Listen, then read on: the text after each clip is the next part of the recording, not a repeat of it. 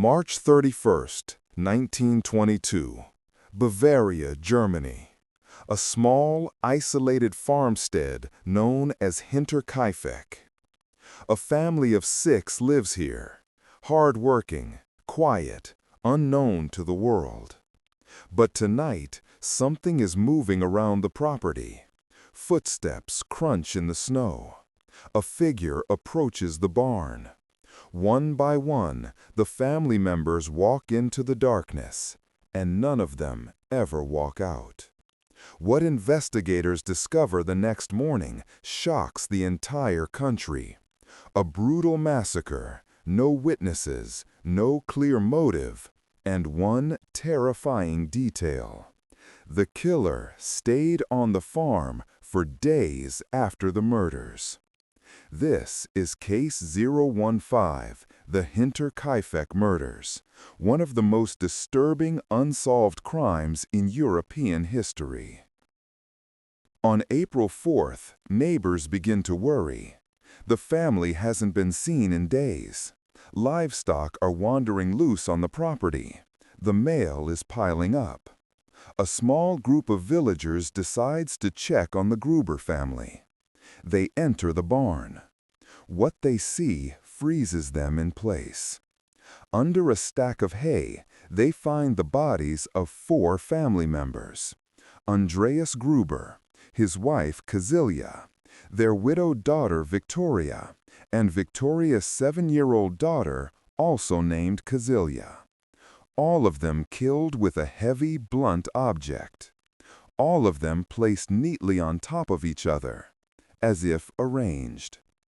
Inside the household, they find 2 more bodies, 2-year-old Josef and the family maid, Maria, who had arrived just the day before the murders.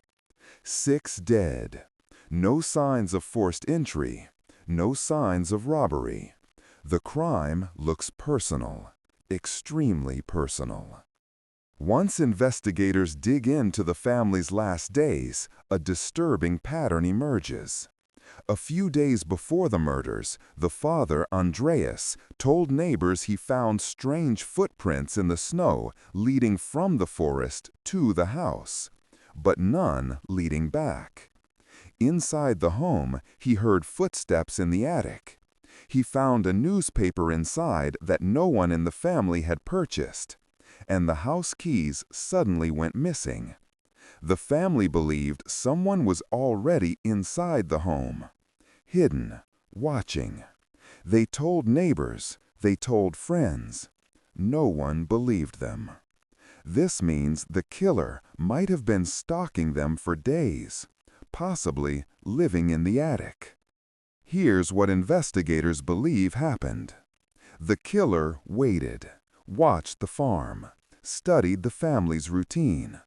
At some point, likely in the evening, he lured the victims one by one into the barn. Maybe they heard an animal. Maybe they heard a noise. Maybe someone called for help. Inside the barn, they were ambushed and killed with a mattock, a farming tool similar to a pickaxe. The 7-year-old girl, little Cecilia, fought for her life. Her fingers were torn, hair ripped out. Back in the house, the killer murdered the maid in her room and then killed the infant, Josef, as he slept. It was a massacre. But what happened next is even more unsettling. The killer didn't run. He stayed for 3 to 4 days. Neighbors saw smoke coming from the chimney. Food was taken from the kitchen. The animals were fed. The dog was tied and then untied multiple times. This wasn't a frantic, impulsive murderer. This was someone comfortable on the farm, someone who wasn't afraid to be seen. He lived among the corpses until he calmly left, without leaving a single clear clue. Over the years, investigators considered dozens of suspects. Here are the strongest ones. 1.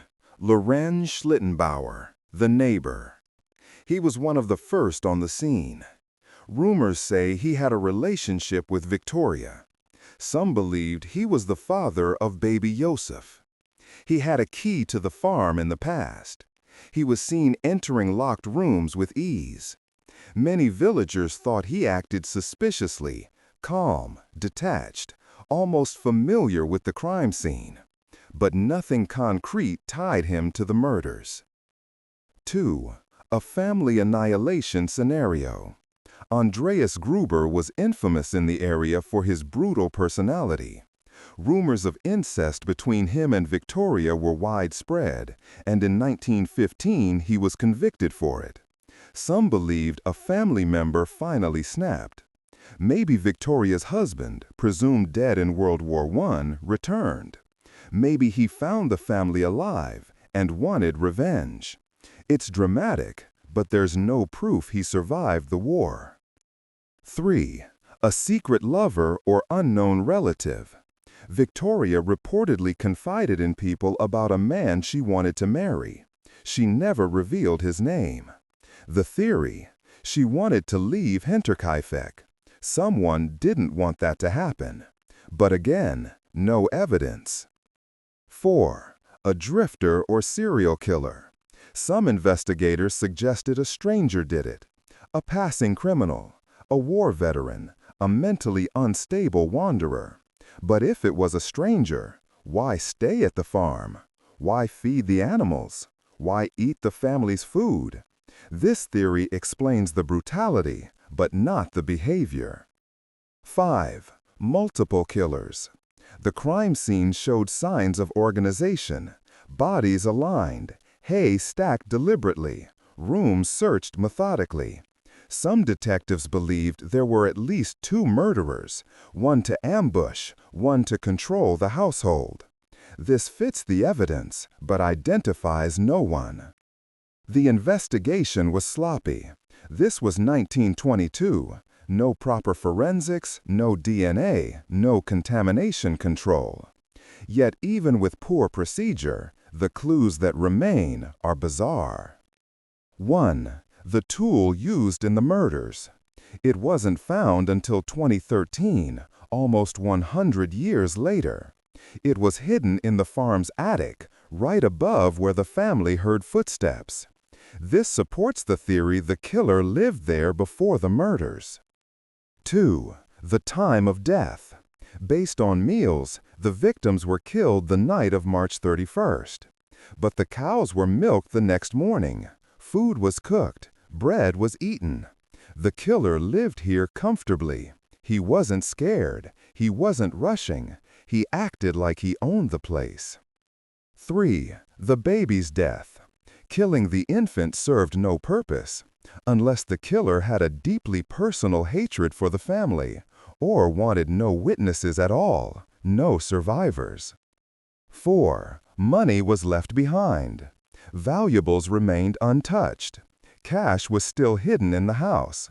This wasn't a robbery. The motive was personal. When cold case experts reviewed the files decades later, they proposed 3 leading explanations. Theory A: the revenge killing. Someone with a grudge against Andreas did it. Given his abusive reputation, this is plausible. But why kill the entire family, including children? Theory B: the crime of passion plus cover-up. This theory claims one killer had a personal motive, but his accomplice helped stage the farm, rearrange bodies, and survive there. It explains the unusual behavior, but lacks suspects. Theory C: a psychopathic killer who felt at home. Some believe this was a sadistic murderer who felt a twisted sense of ownership over the farm. He stalked the family, killed them, then lived there for days, enjoying the quiet. No guilt, no fear, no hurry. The farm was demolished in 1923. People believed it was cursed. Today, a memorial stands where the house farm once stood. Visitors still report a heavy, unsettling atmosphere. Locals avoid the area at night. The question remains: who murdered the family at Hinterkaifeck? A jealous lover? A secret father? A war-torn stranger? A meticulous psychopath? Or someone the Grubers knew far too well? A detailed cold case unit review in 2007 concluded that investigators had a prime suspect. But because all suspects were already dead, they chose not to reveal the name publicly. And so, the mystery remains unresolved. A crime frozen in time. A family wiped out in silence. A killer who lived among the dead. Thank you for listening to this episode of Dark Tales. If you have your own theory about the Hinterkaifeck murders, tell me what you think. Is this a crime of revenge, a crime of passion, or the work of a cold-blooded drifter? Stay safe, and remember, sometimes the darkest mysteries hide in the quietest places.